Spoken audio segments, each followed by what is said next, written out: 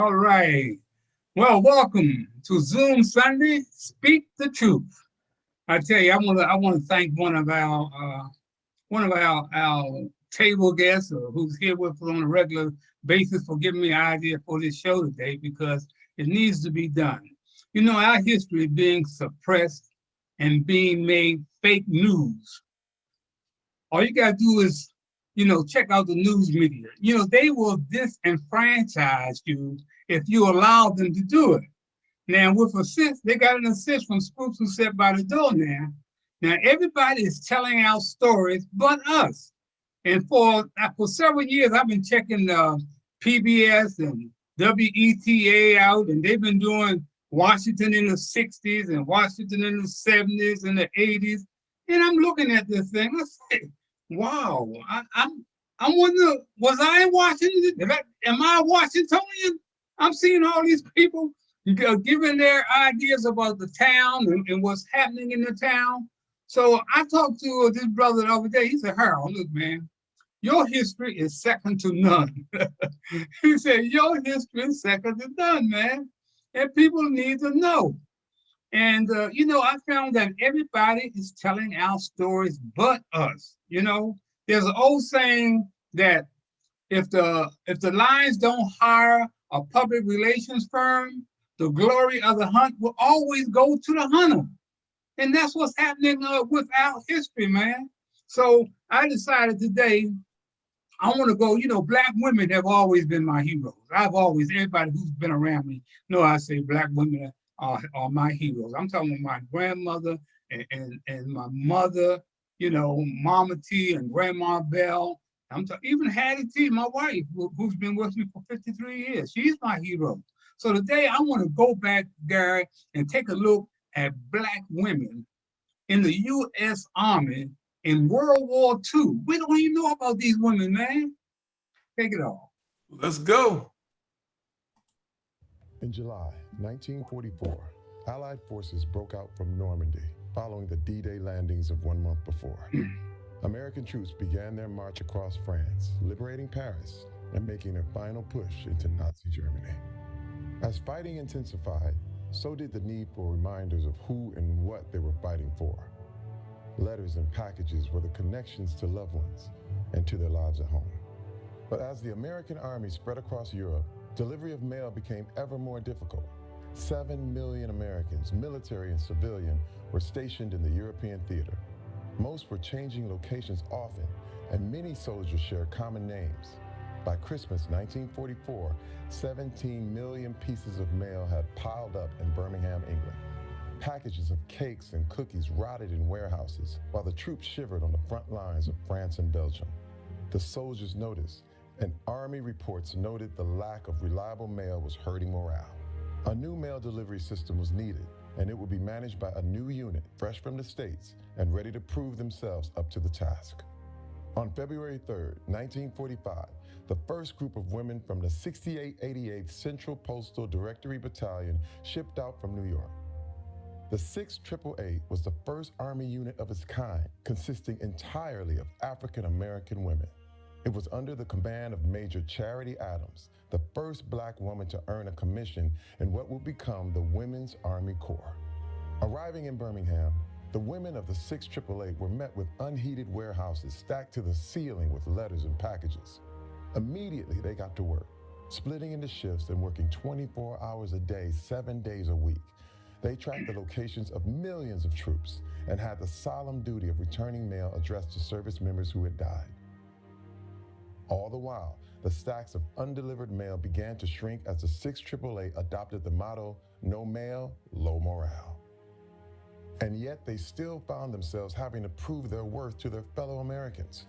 During an inspection by an Army general, Major Adams was chastised for not having all her troops present. She explained that the women worked in shifts and that she was following orders as she was given but was cut off. The general threatened to send a white officer to show her how to command the unit. "Over my dead body, sir," she replied. Major Adams remained commander of the 6888, clearing the 6-month backlog of mail in less than half that time. Their mission in England complete, the 6888 transferred to France in June 1945, where they faced a similar stockpile. Once again, it was cleared in half the time expected.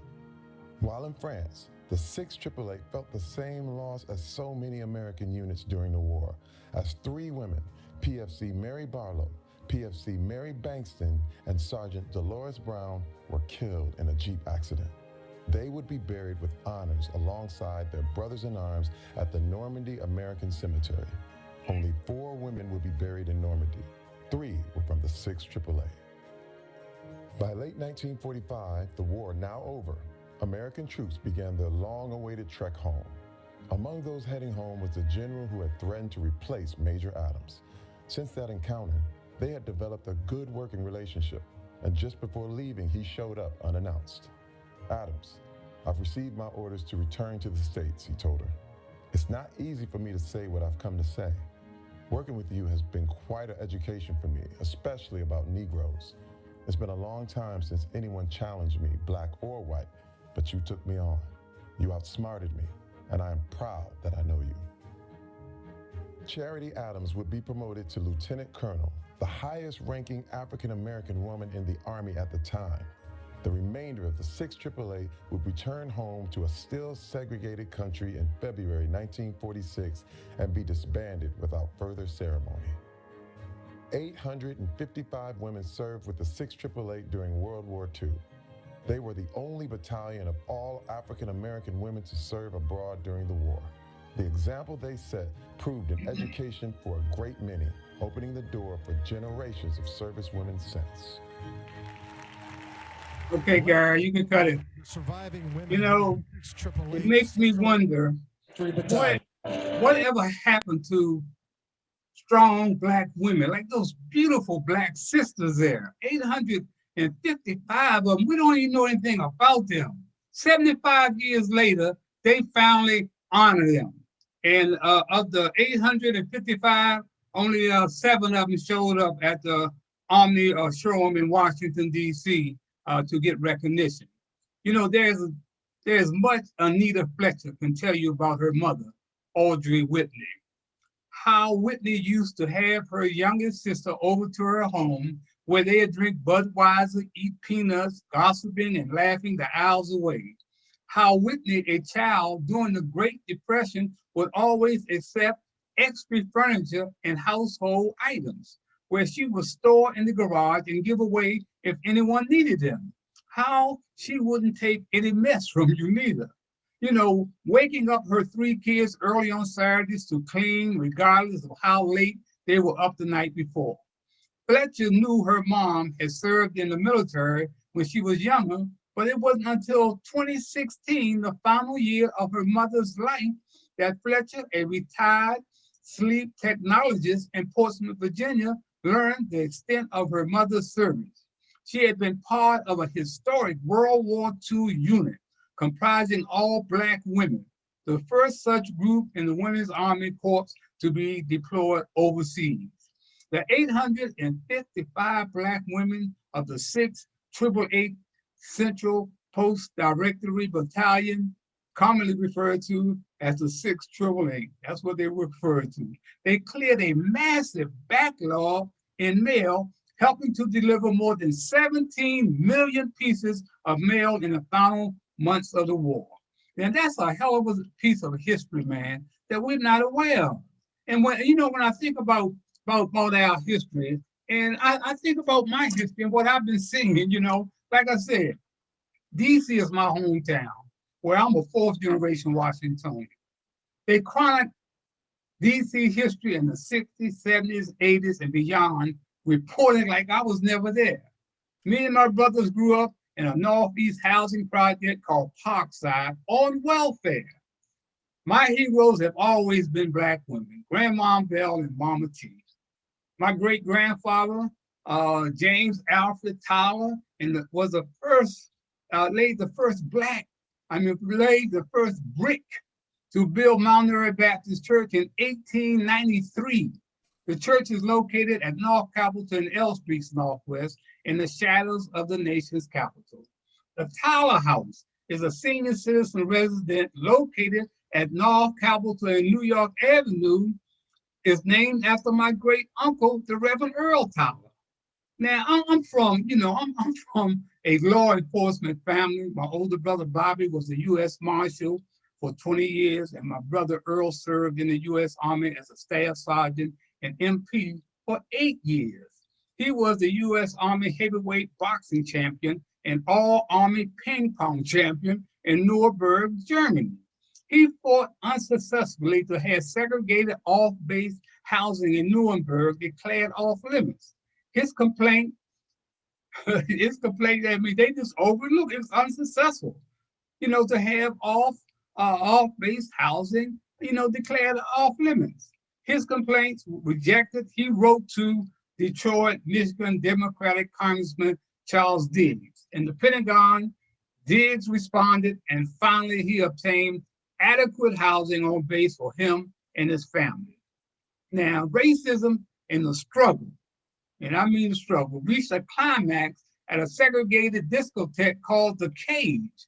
This was a discotheque downtown where they would let the white boys in, but they wouldn't let the brothers in. So my brother, got turned away once again, and when he came back, he had 35 militant black troops with him. The march on the discotheque almost turned violent when his white colleagues, the MPs I'm talking about, he was a military policeman, they rushed in to quell the disturbance. Now, my brother had to turn peacemaker because he was really getting ready to become violent. He decided to cut ties with the racism in the U.S. Army and return home to D.C., where he encountered the exact same racism on the D.C. Police Department with the thin blue line in the code of silence to cover up the rampant racism embedded in the department. He lasted for 14 years until a tragic automobile accident ended his law enforcement career. Our journeys were chronicled, were covered in the Jet in 1969 in July and August. Issues of Jet magazine right here in my hand. They were, our journey was chronicled, man, of the Bell brothers, man, and how we stood up and were fighting. They tried to make like my my appointment, presidential appointment at the White House, that I had teamed up with Nixon. Hey, man, I was taking advantage of being in the right place at the right time. So when I stop and I look at the history, man, you know, I had failed to follow my dream to become a player in the NFL, right? So I returned home in 1965 to work as a neighborhood worker for the United Planning Organization. In 1967, I met Muhammad Ali on the campus of Howard University, and we became friends for life.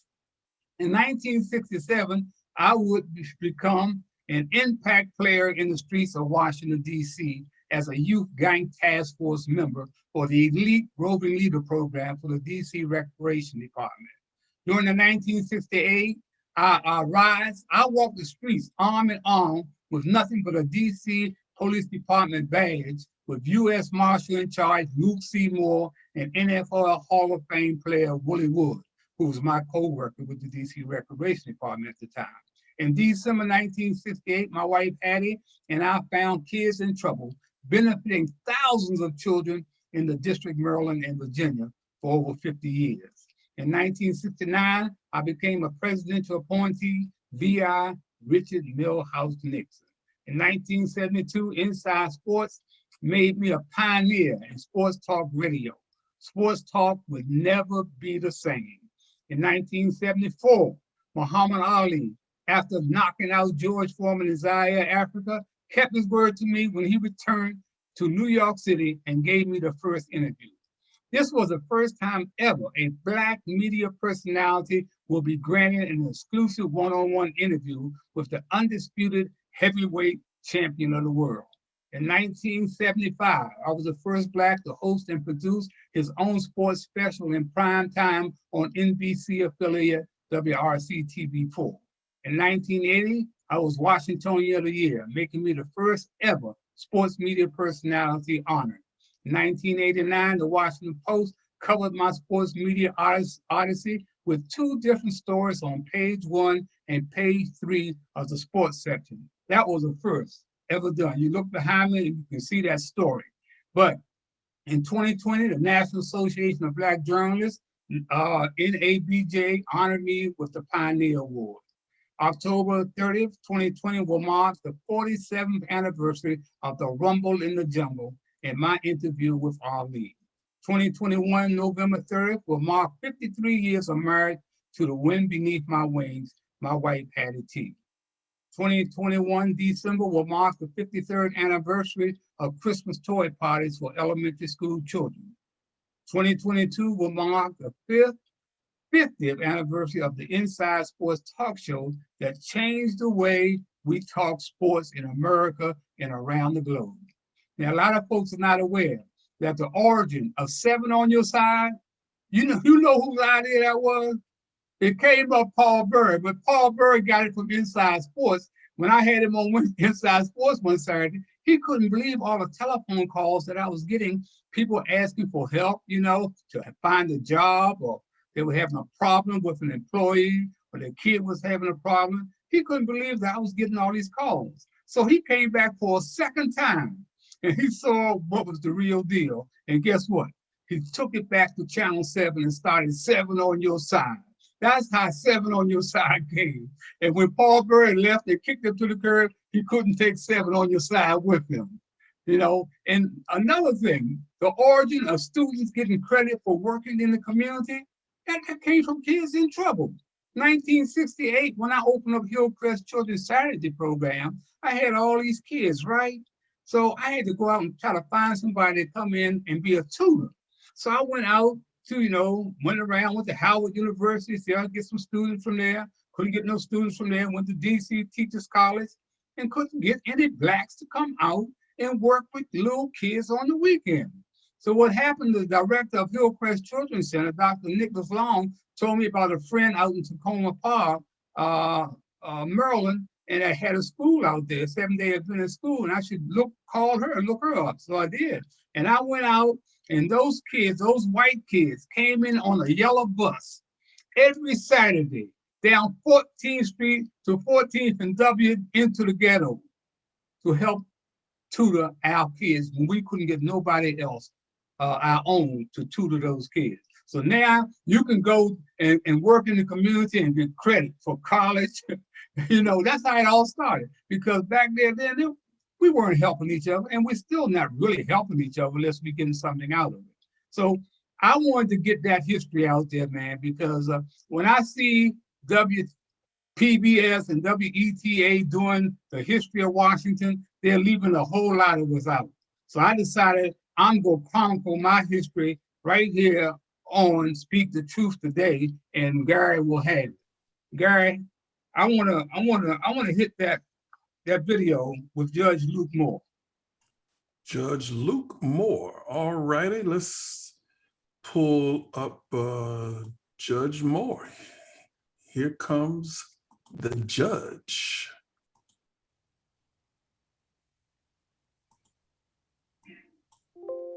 Right now, I want to talk to a dear friend, a warrior himself, who's a community activist who has been a sitting judge at the D.C. Superior Court for the last 16 years. Now he is a senior judge, semi-retired. He sits as a senior judge at the D.C. Superior Court, a guy who's been out in the community, knows what it's all about out there, and cares about all people, not only his people, but all people, and he's proved that time and time again.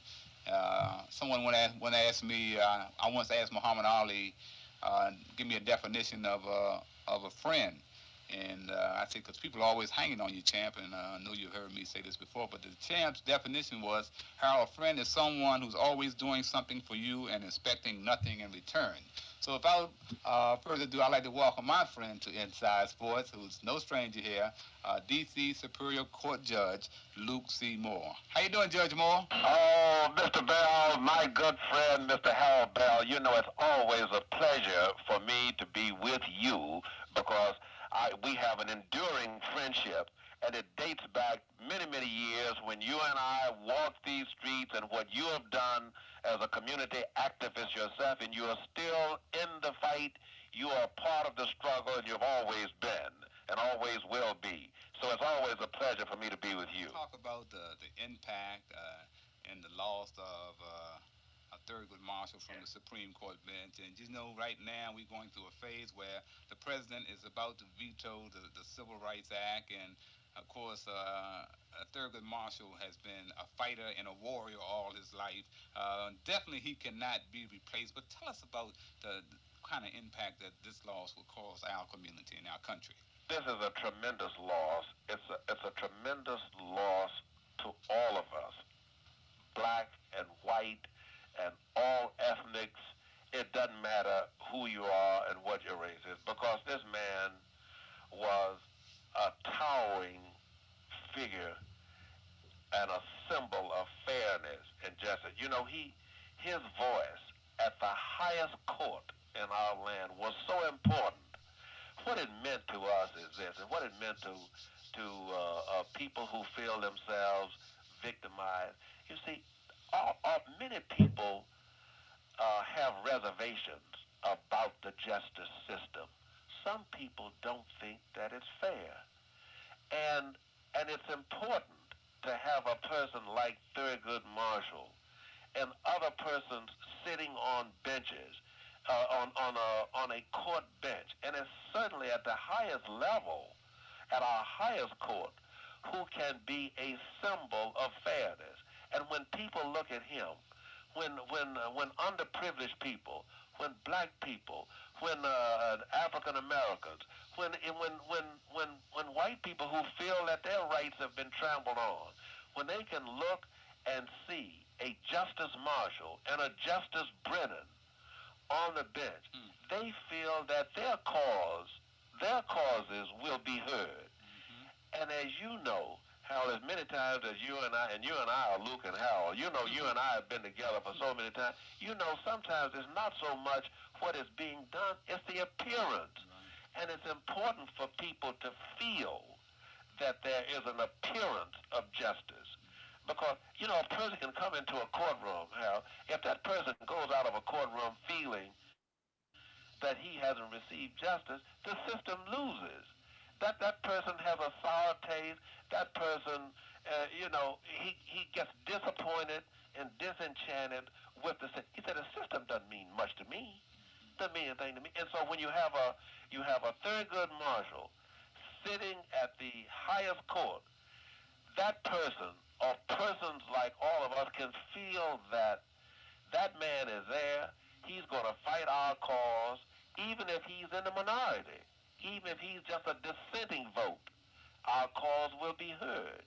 And that's the important thing of having a person like him. And it's a loss for we just can't even calculate that loss. Here's a man who himself was a victim of discrimination, who helped to fight discrimination as an outstanding lawyer for the legal defense, NAACP Legal Defense Fund, won 40 or more cases before the court, before the highest court, on which he came later to sit.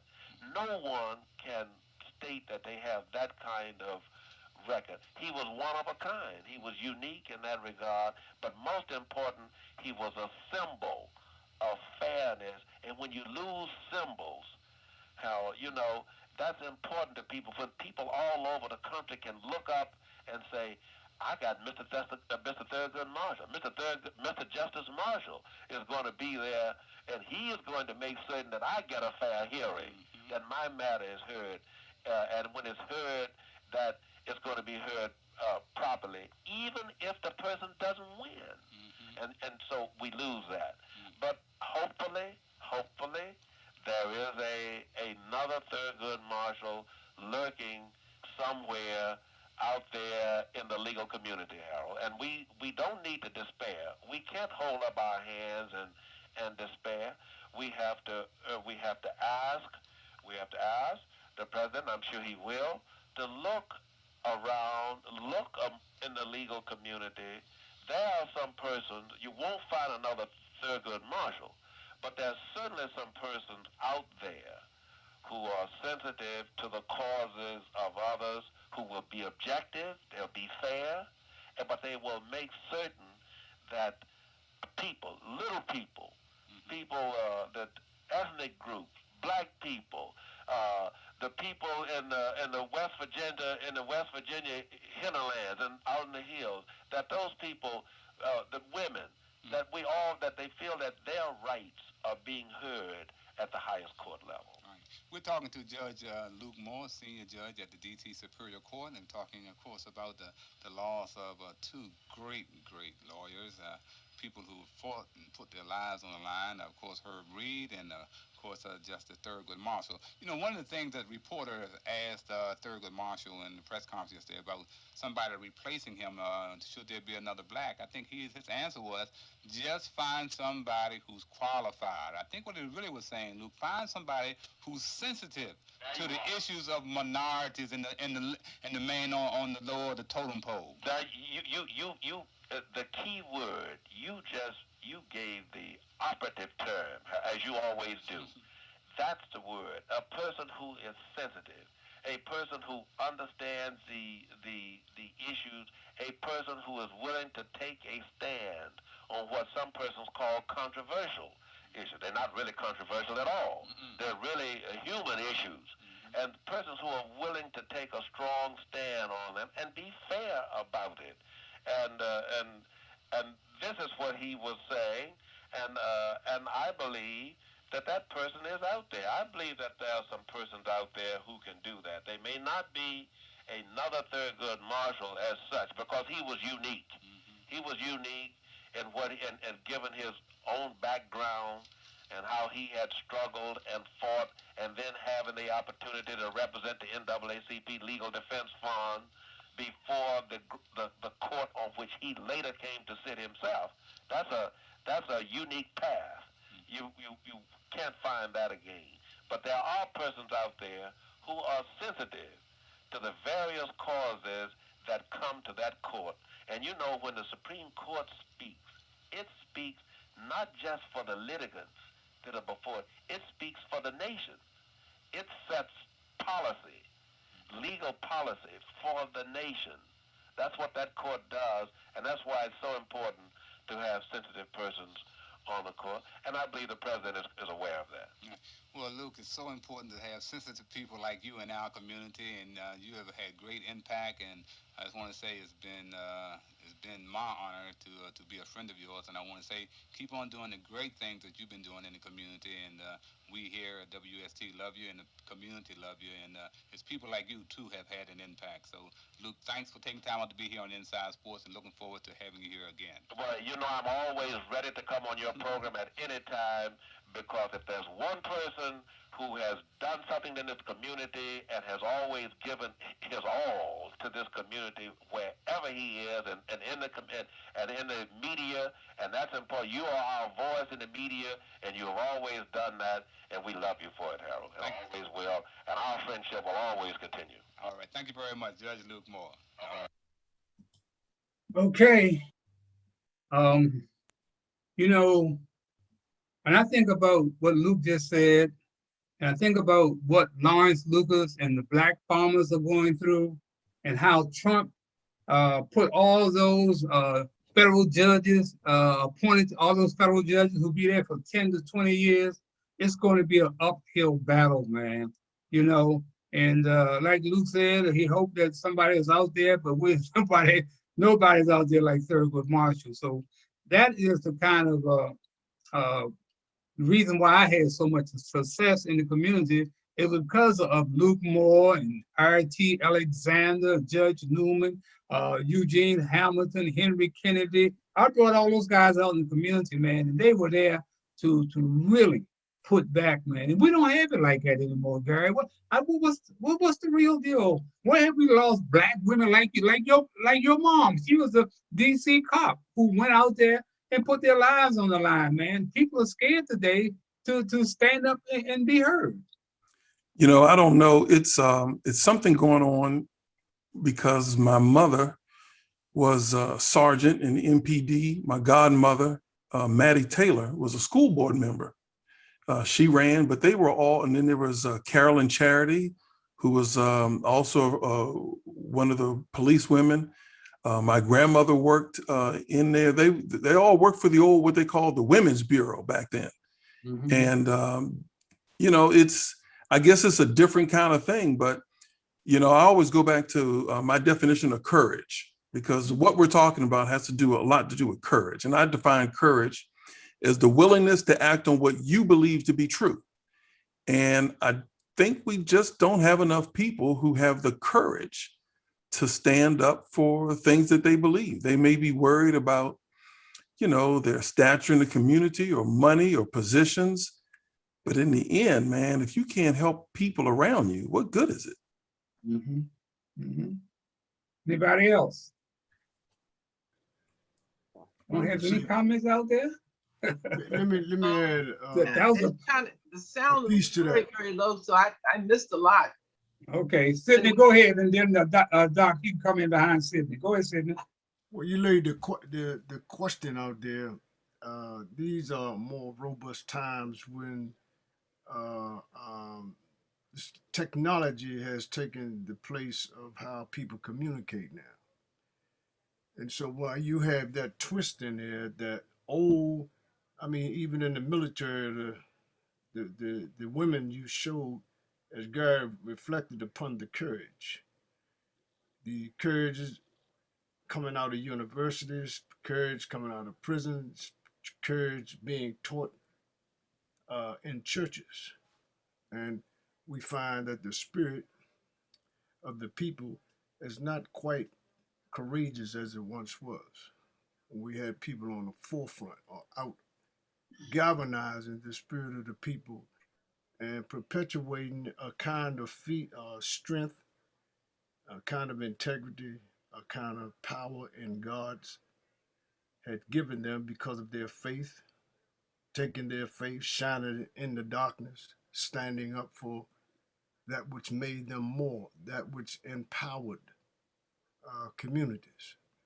And so while you find a thread that goes through the needle, there's a different type of thread going through there that does not go through there quite easily because of the absence of courage and the absence to really confront the disease that has been put on the plate across the nation in urban communities.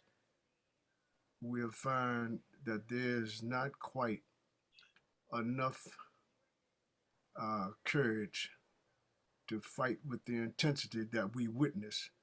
As Luke Moore was a revolutionary, he came to the prison to visit and to teach law classes. I was there in his class. So you find that the courage to do is always tailored with those who think that they have arrived and they become a block or a boundary or a barrier to other folk who are raising up, standing up. They become under attack. So they're fearful, and fear now has a fear is a, as the brothers used to say to me, fear is a common tool to rule the weak.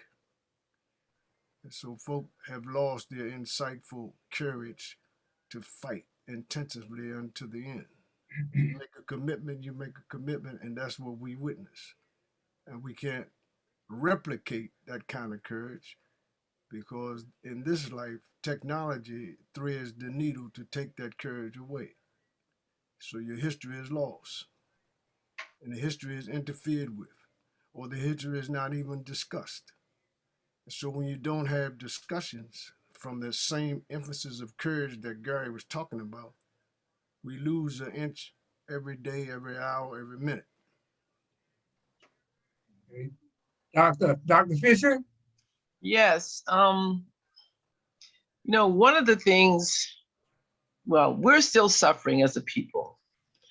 Nearly every day I'm researching online, looking for African American first or African first. And some days I just have to come up. I'm just so, I don't want to say depressed, but discouraged. We are still living under a blanket of non-recognition. Now that we have technology, we need, each one of us need to become very, very active on every media that we can afford, be it free, be it $10 a month, whatever, whether we do it individually or as a group. And just as you have done, Mr. Bell, today, we need to get it out there. We need to bombard the world with who we are. Just as unfortunately, the hip hoppers, the rappers, and others have bombarded the world with the twerking and the jerking and the sexualizing of our people, we need to get back online and tell the people about us. We need to be demonstrating our talents. There's a lot of hidden talents, and I know Brother Harold will agree with me. We're working on something because there's invisible talents that the world needs to know about.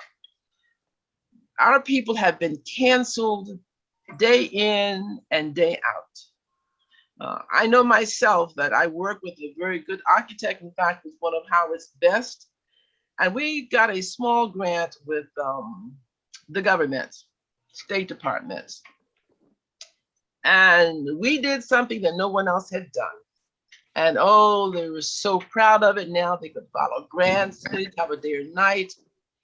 And don't you know, when it was over, do you know where that grant ended up? Our report ended up on the shelf. You know why? Because the big NGOs were threatened that two of us had come up with a grant program that could afford any grant office the knowledge of what was going on at any grant recipient across the world at 3 o'clock in the morning, if it was so. That's how unique it was. It is still sitting on the shelf. We were paid, but it serves no purpose. They just could not bring themselves. And one of the white people who worked with us resigned, and she's now working with Indians out in Colorado. She wrote back, she said, I stayed on the job until you all got that grant through, because when I realized what they were doing, I realized I didn't need to be here anymore. The other person who was in charge is now located, she was relocated to Afghanistan. And she was the chief person who dispersed funds. So we are constantly, even in this day and age, things that we achieve, things that we do are simply being covered. We do not, the white world does not want to acknowledge us. Of course, you have some whites who are not like that, but the majority, it is inbred in whites that they are superior. And unfortunately, we as a people are still being hoodwinked by a lot of folks like the National Day of Prayer. That's funded by the whitest group you ever want to find. Their job is, they feel that God intended them to teach us that we were incapable of leadership ourselves. So they should do it. How do they do it? They hoodwink us by drawing us in, the ministers in, under the guise of doing something positive. National Day of Prayer. It's a national day of hypocrisy is what it is, if you really look at the bottom of it. So we have a long way to go. It's a struggle. And Mr. Bell, it's funny that you brought this up today, because I thought about you. And I would look at things, I said, well, where was Mr. Bell? I know from what you gave me, I know he was active. Why aren't they talking about him? There are many, many, many, many people like yourselves that see, but other places, I remember some as a kid, they don't get justice, they don't get coverage. And it's unfair. But unless we get up on our hind legs and say, you know what, we are going to turn this thing, we are going to broadcast all about us, the inventions that we have made. White folks couldn't do half the things they could do if it wasn't for us.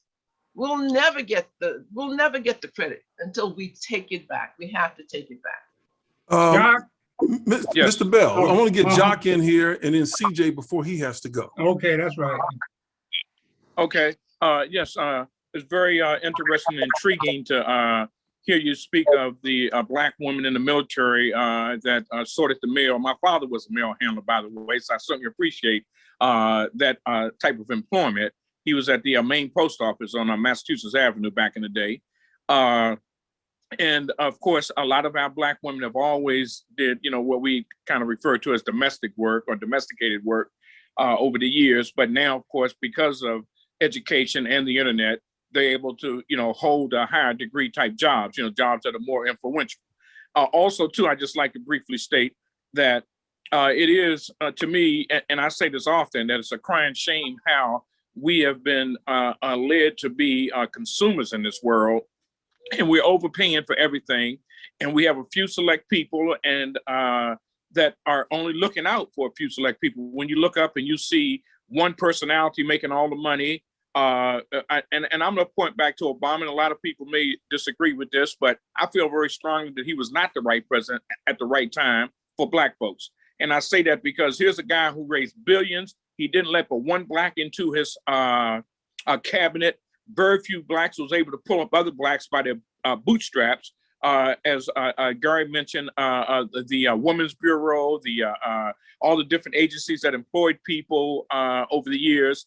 If you were in a position, you had a choice, like I did in the DC government, there was a Black who was the #2 in the DC Bail Agency, which is now commonly known as the Pretrial Services Agency, that became a nationwide program to stop the proliferation and the prostitution of people by bail bondsmen who were ripping people off. And it was all part of the system, again, of only a few select people who make most of the money. And I'll point back to Obama, how he had all this money, all these riches and power in office, but he chose not to put a Black man who was certainly, as Luke Moore, Judge Luke Moore, so pointedly referenced, there are definitely a lot of strong Black minds in this country in the legal profession that could have easily been chosen. What did he do? He picked 2 people who weren't Black in a row, but people still love Obama. They worship him and Michelle. They give these seminars. They overcharge people. Oprah Winfrey is another one that does the same thing. They have them come out. Jay-Z is now doing it at his concerts, $300, $400, $500 a ticket. And the very people who are coming are the very people who cannot even afford it. And so our home ownership has gone down. Our wealth has gone down. And I say it's all been a somewhat of a direct result of Obama being president of these United States of America. Like it or not, that's the reality. You know, most people have lost their homes, are not progressing like they should. A few people have, but the majority, the masses, have not. And I think that is going to always be a problem until that mentality changes, where the rappers aren't going out and spending $50,000 in cash at a strip club when you could take that same money and maybe put 2 people through a community college. So our priorities, as Dr. Fisher pointedly stated, are in fact messed up, but it's going to take the masses to straighten it up as it did in the old days. You know, it's not going to be 1 or 2 people in leadership. It's going to have to be the masses that's going to have to come forward and demand a change in the structure of what's going on, especially for the wealth and health of Black people. So that's what I'd like to interject today. Okay, that's CJ. You may have to roll out of here. We want to get your comments before you go. Yeah, there's a lot there ahead, but I think the bottom line is we need less sellouts and more real fighters for the issues that will actually help people. We need people, I don't even care if they're Democrats or whoever, we need elected officials to fight as hard for healthcare and for human rights as the Republicans fight for their tax breaks. Because if they don't, they're going to keep losing to those same Republicans. They're using that as an excuse. That's why they can't get anything done, why nothing can change. And we're in a vicious cycle. If you want to tie it back to Obama, that was exactly his MO. So basically, I don't want to do this because it would be rude to Republicans, even though it could help, materially improve the lives of the American people through policy. So we need more people willing to be bold. We need more people willing to be smeared and called whatever the mainstream media is going to call them, because the American people in the polls show that they are more with the progressive issues, and they want stimulus checks. They want a raised minimum wage. They want all the things that are pretty obvious, but we somehow can't get in our elected democracy because our politicians just don't fight for it when they get in office, because they're all bought by the same special interests. It always comes back to that. So it's really, we're not in a phase where basically the bad guys have won. They're more ruthless. And until we are as ruthless on our side in terms of fighting for our issues, we're not going to be able to beat them. They have no conscience. There's no feelings. It's all business for them. And until we have fighters strong enough to beat them, nothing is going to change. Okay. All right. Can I say something? I think we need, as a people, we need to go back to have that same energy and drive that our enslaved forefathers had. Can you imagine them getting an education, when they were told they couldn't? Can you imagine them slipping around to find a way to learn how to read? What about sharecroppers who saved everything, went hungry to save money just to get a child to a school, an industrial school? They fought. Our ancestors fought for us to get to where we are, and we've just gotten complacent. I mean, we all need to become very, very militant instead of worrying about discotheques and new clothing, whatnot. We should be working as a community. Every church should have a school fund to get somebody's kid through college, so that kid can give back. You know, we need to be doing things to help people own a home or to keep their home once they get it. When the society said no, you can't do it. We all know about redlining. We all know about balloon payments and whatnot. But we have to somehow come together and forget about trying to be like the other people. Forget about all these expensive vacations. Doggone, you can't afford it. You need to be home, securing your home, securing a cousin, a brother or sister, somebody's baby in the community to get an education. We need to go back to our old sense of morality. Our girls need to stop twerking, as they call them, around getting pregnant and looking like hoes, as they call them. We need to get back to women who want to be somebody, do something, spend that time studying. We need to get guys to stop worrying about trying to be big and showing off their muscle and riding these dumb bikes up and down the street, burning up their gas and eroding the morality of the neighborhood because you're scared to sit out on your front porch. That's a bullet hit you in the head. We got a lot of stuff we need to do ourselves. And I tell you one thing, as a preacher, we can't do it without God. I don't care what you say. Until we realize who we are, made in his likeness, and what he's capable of doing, nothing's going to happen. Talk is cheap. And all of us have got to be actively doing something, encouraging somebody. Okay. But it's hard to approach anybody. It's hard to do anything with the attitude is because they want to be like the white folks. Anyway. Charles and Michael. Can I say something? I done pulled over. I'm driving, so I pulled over to talk. Hey, Harold, you done had about 30 lives in your lifetime, I see. Going from working for Nixon to being best buddy with Muhammad Ali and all these awards. You've had a exciting life. But what I want to say is I agree with Dr. Fisher about the non-recognition. Blacks tend to have. That piece you did on the judge, Thurgood Marshall represented one of our attorneys in Selma, who actually, that case was the first Freedom Riders case. It was Bruce Boynton. He didn't get credit for this until he basically died. He had just passed the bar to be an attorney, but they wouldn't license him in Alabama. He got licensed in Tennessee, but he was at a Greyhound or Trailways. It didn't feel like getting up at the counter. They wouldn't serve, he didn't get up. And Thurgood Marshall represented him. It went all the way to the Supreme Court, and that's what opened up the public places like that. And he didn't get, and technically he was the first freedom rider. That started all those, like up in North Carolina and other places where they went to the counters and wouldn't move. But he didn't get credit again for that until he basically died. Bruce Boynton, attorney Bruce Boynton, that's Amelia Boynton's son. Everybody knows his mother from the Selma to Montgomery marches and when she got beat on the bridge with John Lewis. But the son had a very important case that most people don't know about. So I agree with what Dr. Fisher said about that. It's sad that we don't get, as Blacks, get the recognition when we do very important things. And oftentimes it might be 40 or 50 years before you get recognized after what's something you really accomplished. Most folks know about the traffic light or the gas mask being invented by Black, but there's all kinds of stuff people just don't know about. I agree. Charles.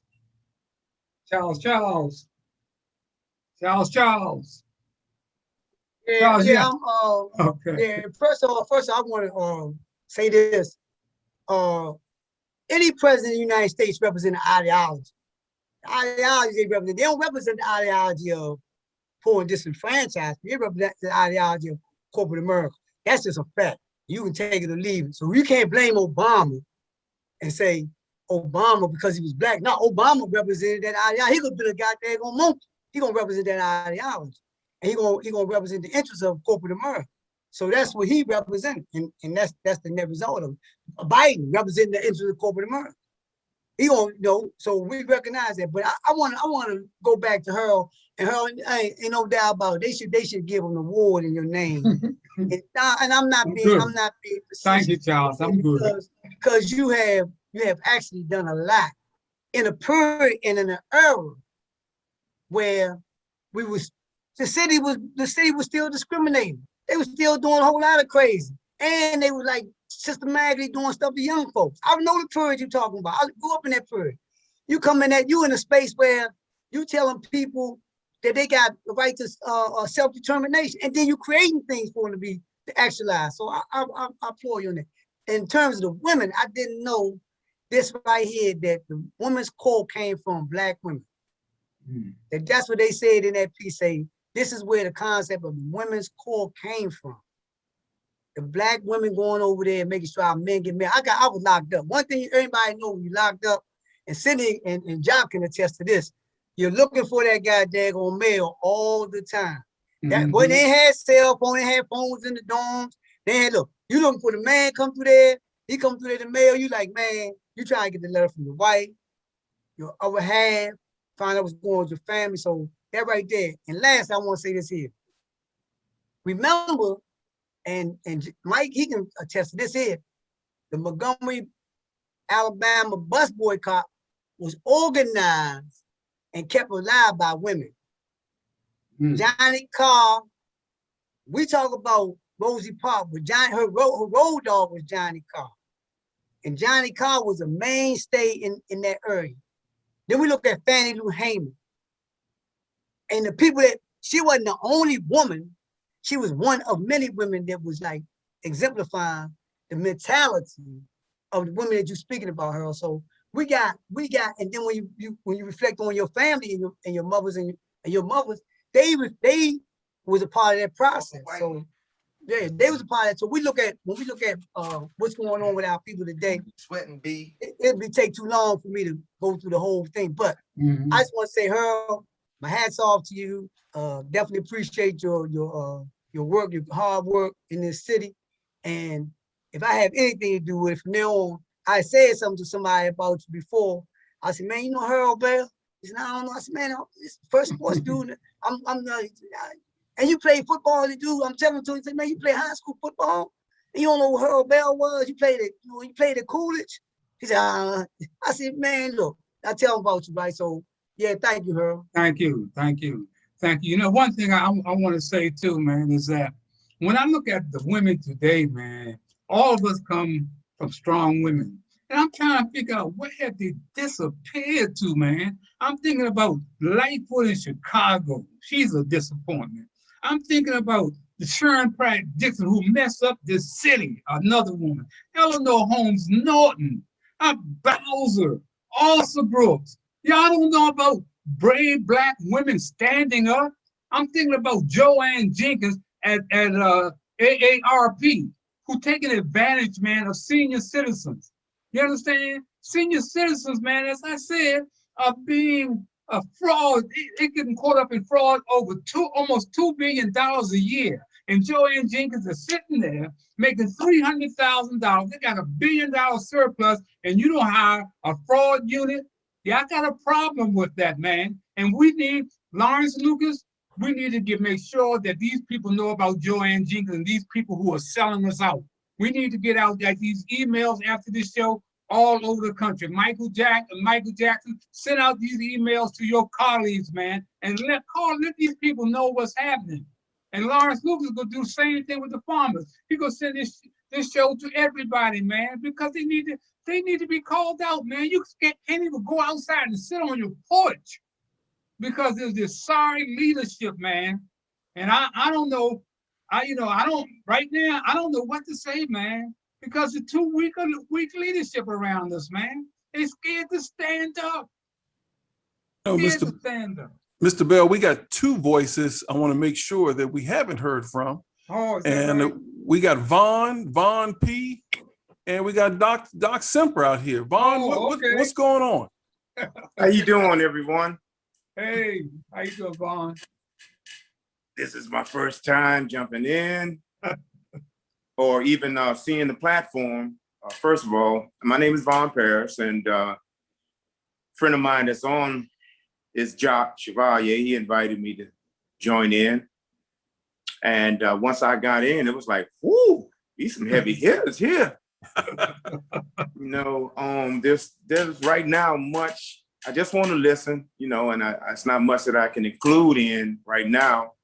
You know, I kind of bump my lips and my tongue over, you know, when I try to speak and explain some things. But you guys, all of you guys are on point about this here political situation, the disparity that's going on in this country, and you're just right on top.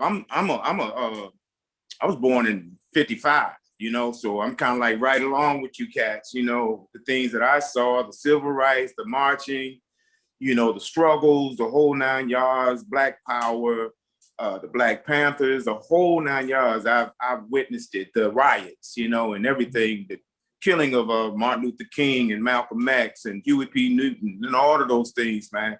I was there, you know, in all of it. And this, you talked about a little bit about the generations, and the young lady did. I'm sorry, I don't know everybody's name. Dr. Fisher, Miss Dr. Fisher, right? Mm-hmm. Yes. How you doing, man? Much respect to you, and what you're saying. Strong. That's a strong lady. You know, we need more. It's sad that what I'm seeing and witnessing. I have a 31-year-old son, so he's like that millennial type. Mm-hmm. You know, he's a good kid and everything, you know, and I try to instill and impart good information to him.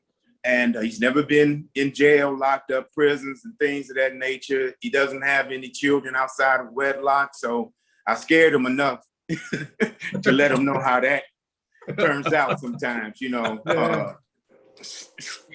clinging around and all that kind of thing. But I am just really kind of saddened and frustrated and discouraged too, Dr. Fisher and gentlemen, about what I'm seeing. Yeah, I was happy, woo, Obama and everything, but then I started peering in a little bit more. It's like, okay, what is he doing for the Black people?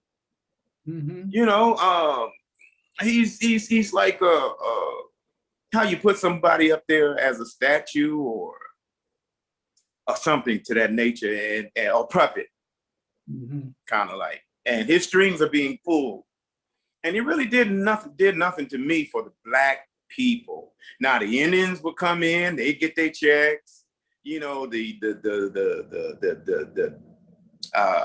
Jewish, you know, league, they'd get their, you know, passes and rights, and everybody would get something. The Koreans, you know, the Asians, everybody. When it came to us, we still ain't got that 40 acres and a mule. Now I don't even want no mule. Give me the land. Give me the land, though, because that land right there is real estate. That's intellectual property. You know what I'm saying? But yeah, I'm just totally just blown away about today's generation and how they're not they're kind of doing this to everything, you know? And if they don't wake up and pull together the monies that they're making and the power that they have, because they do have a lot of power, these kids do. These white kids are following these rappers and these hip hops like it's nobody's business. They're trying to be so more Black than they are white, you know. But we're not really utilizing the power that we have. And I would like to see the young people come together, because all of the trickery and the shootings and the killings is being done, and the government is twisting and turning things, and the Republicans and stuff is doing what they're doing. It's like, it's going past our eyes. And before we know it, we're all gonna be messed up.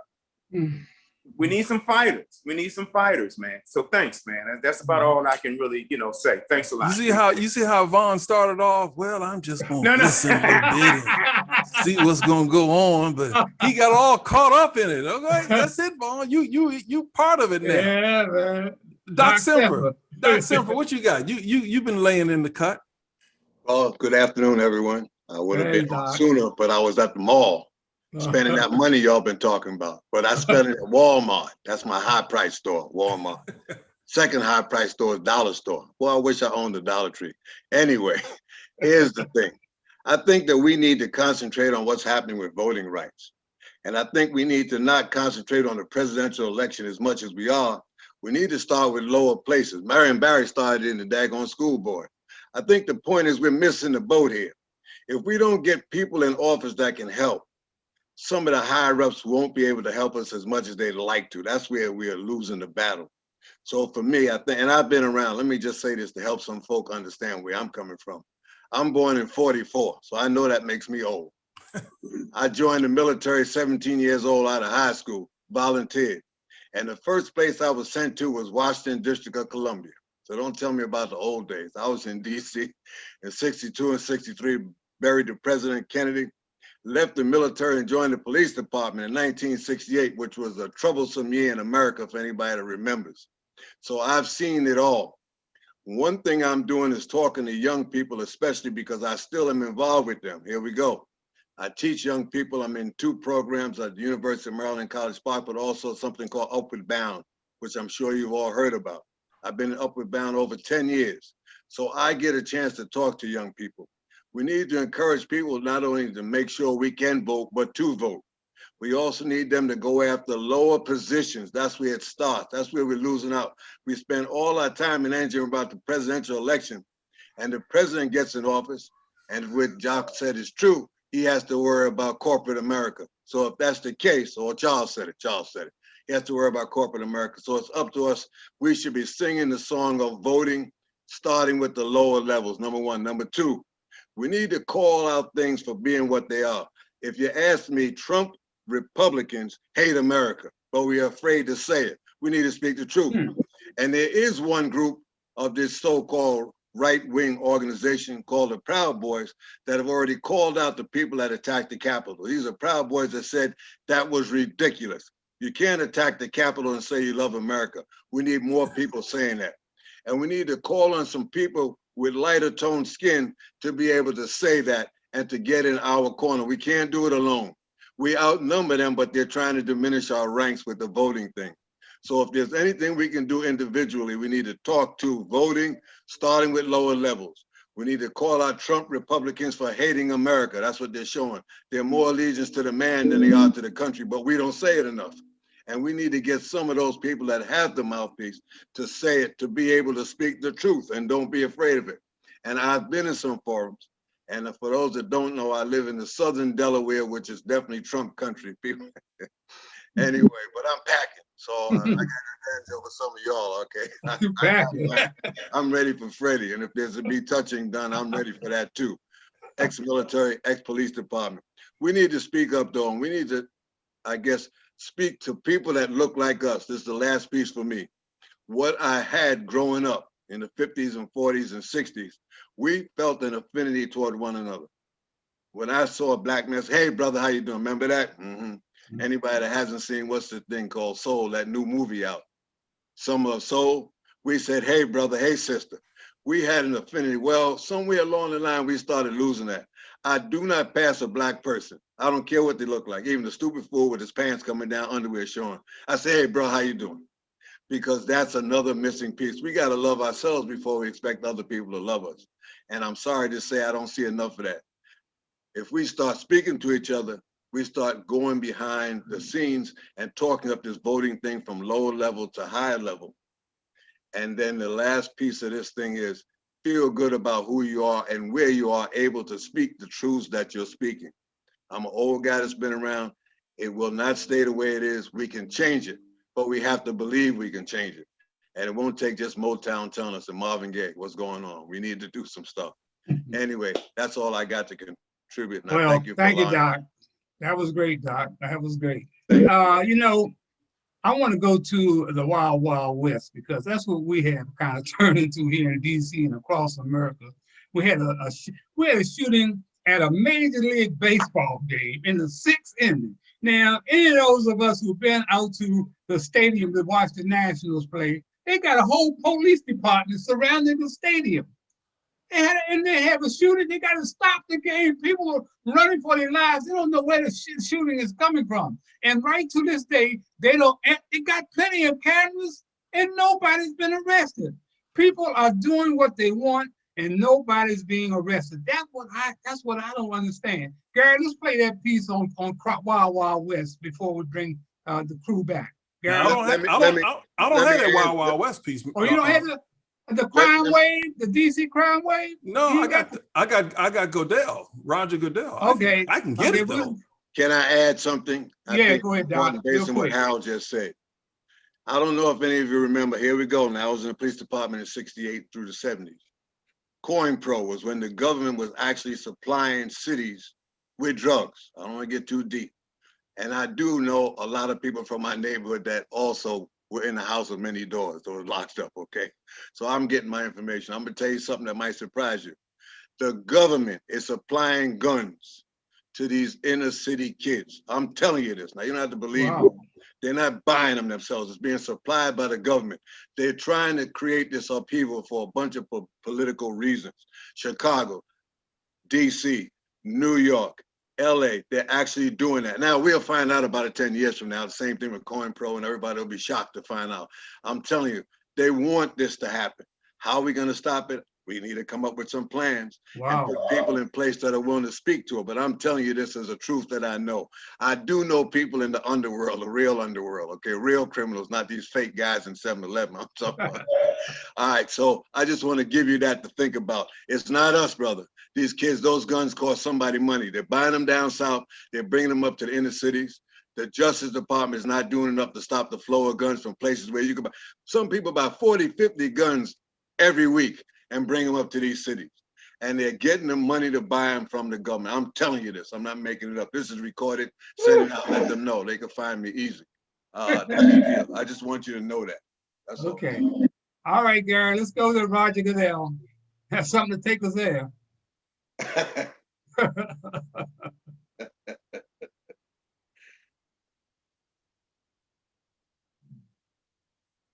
Roger Goodell apologized to the NFL players. He doesn't apologize to Kaepernick, but he apologizes to everybody else, saying, we wish we had listened to you at this late date. Here we go. All time for our country. Pull it up here. Black people in our country. First, my condolences to the families of George Floyd, Breonna Taylor, Ahmaud Arbery, and all the families who have endured police brutality. We, the National Football League, condemn racism and the systematic oppression of Black people.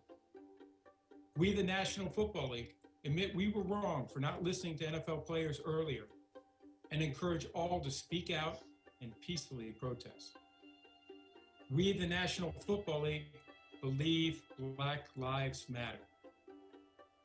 I personally protest with you and want to be part of the much needed change in this country. Without Black players, there would be no National Football League. And the protests around the country are emblematic of the centuries of silence, inequality, and oppression of Black players, coaches, fans, and staff. We are listening. I am listening. And I will be reaching out to players who have raised their voices and others on how we can improve and go forward for a better and more united NFL family. Okay, guys, we run out of time, but I want to go around and give everybody a minute. Let's go around and you can respond to Roger Goodell. If you believe him, let me know. I'll let me start respond. with you, Doc. No, only a minute, Doc. I'll only take a minute, brother. I just want to say, where's Kaepernick and where his personal apology and why isn't he involved with the league now? That's all. That's right. That's right. All right. Vaughn, come on, Vaughn. You want to deal with that? You got 1 minute, Vaughn. I got just chills listening to him. And these were kind of like scary feelings, you know, listening to fake and phoniness. I mean, it seems like, you know, he's reading the prompter and just putting it out what's being flashed across, you know, the television screen. So I don't know. We'll have to see. Thanks. Yeah. Okay. Charles? Yeah, Okay, yeah, Charles. I'm a member of Toastmasters, and I think somebody wrote that script for him. He did the Toastmaster thing, you know, the body language. You know, he had all the afflictions on the word. You know, we, you know, and Roger Goodell, your name rhyme with. I'll keep it moving. Okay, Jacques. I just like to say my comment is a little bit different take. I think that all of these entertainers and these ball players are being paid way too much money, which is creating a super class of people that are ignoring the masses, and it won't give many of us will never ever see those kind of riches. So until that changes, I don't really have a lot of love for any of these people that's making that kind of money because they don't understand the masses. Okay. All right. Doc Fisher, Judy, Dr. Fisher, you got 60 seconds. Dr. Fisher, where are you? You got to unmute, Doc. There we go. There I'm we go. sorry. My last words are, there's nothing impossible for God to do. And if we as a people will humble ourselves and ask forgiveness and pray for strength and determination with encouragement, we can do it. Okay. Who else we got out there? We got Sydney Michael Jackson. Okay, Sydney, take a minute. I appreciate this kind of engagement. I don't think it's a lot to be said. It has to be demonstrated. Okay, good. That's it. Hey, okay. All right, Michael. He still might be driving, so I don't know. Oh, okay. Oh, wait a minute, he's coming off. Go ahead, Michael. Okay. Yeah, I just pulled over. Look, I'm glad to be on the show today. Again, Harold, congratulations on all your accomplishments. I did want to defend Obama just a little bit, though. He tried to do more things than he could, and he was blocked on a lot of stuff. And I think if he had to go back and do it all over again, he would try to do more. But he was afraid that there was going to be a roadblock, but he should have pushed a little harder. But I do want to say, being the first, you don't have a roadmap. And so now that he can look back over it, he would do a lot of things differently, I think. All right. Okay. Who else, Gary? I think I'm the only one left. And as far as Roger Goodell, I just questioned about the people that he had around him. It should have never come to an apology. If he had had the right people around him, we'd have never been in a situation where he had to apologize. Mm-hmm. Well, hey, gang, we got to get out of here. But before we leave, I want to read this email that I got on the Whistleblower Summit and Film Festival, you know, with our friend Lawrence Lucas. He said that in conjunction with the 9th Annual Whistleblower Summit and Film Festival, the USDA Coalition of Minority Employees, led by President Emeritus Lawrence Lucas, will be presenting a panel discussion on systemic discrimination at the U.S. Department of Agriculture. The event is scheduled for Thursday, July 29th at 10 p.m. The panel will feature Lawrence Lucas, President Emeritus, USDA Coalition of Minority Employees, as panel moderator. Tracy Lloyd McCurdy, founder and CEO of Black Belt Justice Center and Acres of Ancestry. Lisa Donnell, the Vice President of the USDA Coalition of Minority Employees. Lloyd Wright, Black farmer and former Director of USDA Office of Civil Rights. And Wayne Henson, the independent research author and film co-producer. Gary will be putting this on Black Men in America and post it. Those of you who might want to participate in this. But I want to thank everybody for a great program today. You guys were fantastic as usual. But send this out all over your network, because we need to call some of these people out, man. They think they sitting back, laying in these offices, man, think they got it made, and they don't have to account to anybody. But this changed that. And once again, as I always say, that every black face you see is not your brother, and every white face is not your enemy. And remember, you cannot soar with eagles if you're hanging out with chickens. Stop hanging out with chickens. See you. We'll have a link to the show and Lawrence Lucas's article up probably by midnight tonight. Everybody, be safe. We got a seat at the theater here. Just be safe. See you next week on Speak the Truth. Bye-bye, everybody. Bye-bye. All right, love you. All right, thank you. Hi, I'm Harold Bell. My wife Hattie and I found the nonprofit organization in 1968, shortly after the riots that almost destroyed my hometown, Washington, D.C. The program caters to the needs of at-risk children as it relates to social services such as education, law enforcement, drug abuse, gang-related violence, and other antisocial behaviors.